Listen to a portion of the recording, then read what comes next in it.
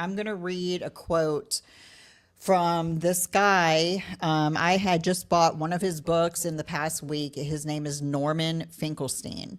And so I recommend that if you want to look deeper into this, look him up on YouTube, and you can watch many of his videos on this topic. But so he gives a speech, and I'm just going to read it from the transcript of a video because I find it very interesting what he says here. Okay. So he says, this is him speaking. He says,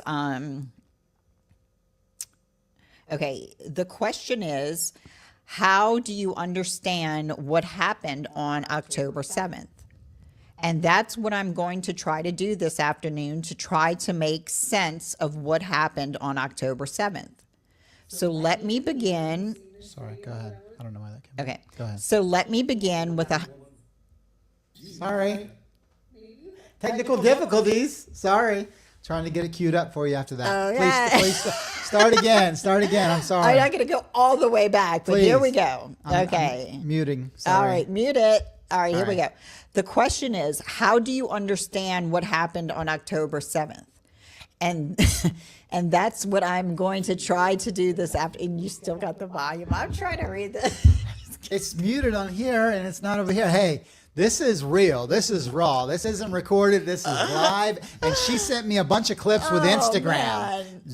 Okay. Yes. All right. All right. I'm All right, wrong. well, just I'm don't- wrong. don't- That is a YouTube clip, so that I take it full of responsibility for that. But if I mess up on an Instagram clip, it was her fault. But that was a YouTube clip. Forgive me. Okay. Let's start over with I'm Norman. not touching anything. Norman.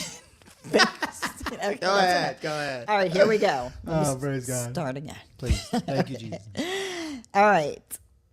And where was I at now? Here we go. What happened on October 7th? And that's what I'm going to try to do this afternoon, try to make sense of what happened on October 7th.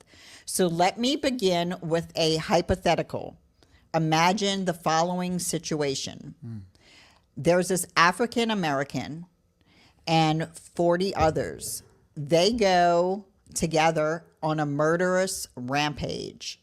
He, their leader, his order that he gives the people is kill all white people. Okay. And in fact, that's what these 40s or so individuals proceed to do.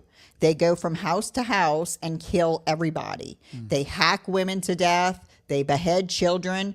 It's quite horrible what happened.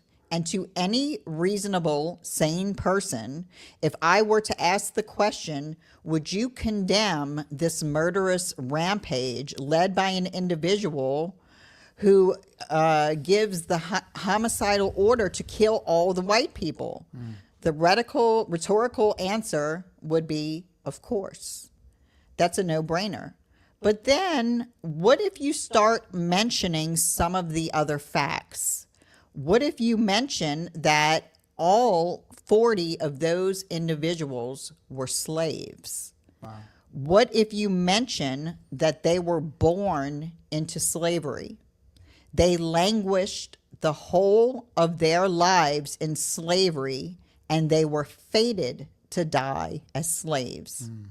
What if you then were told that in a last fit of desperation, they engaged in this revolt to overthrow the system of slavery? When you add in those facts, then I suspect that many people in this room, they would not be so quick to condemn those 40 individuals for what they did. And as some of you know, what I just described is not a hypothetical. It was the largest slave rebellion in the United States, and it was led by a person named Nat Turner. Right. So when we go into that, and if I went down and read further, what he's trying to get at is that ultimately the actions of this man, Nat Turner, were not condemned by the abolitionists and people that were fighting for the people to be free. So what is Hamas and what is Hezbollah? Hamas is a resistance group, just like the resistance that rose up Nat Turner because the people were being oppressed. So they rose up. Hamas is this on the same level. It is a resistance group in Palestine for the people of Palestine. Hezbollah is in Lebanon. I'm not saying that we're for Hamas. We're for Hezbollah. I'm just giving the facts here.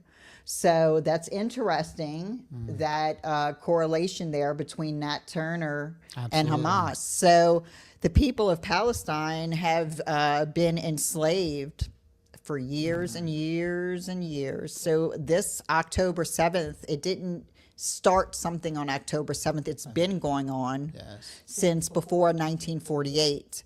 Many of the U.S. presidents that have visited Gaza, even before this happened, you know, all throughout the years have said that Gaza is a concentration camp. It's an open air prison where the people have been oppressed, where they're being systematically starved to the point of death. Even before October 7th, now it's way worse.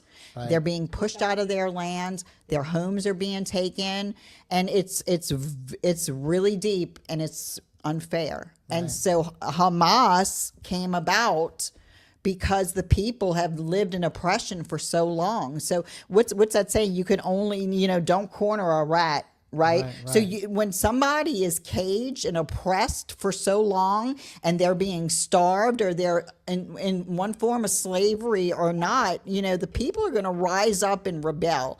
And we don't understand that here in the United States of America. We've got it good, right? But you know, over there it's a different story. So I just wanted to say that as we get started. And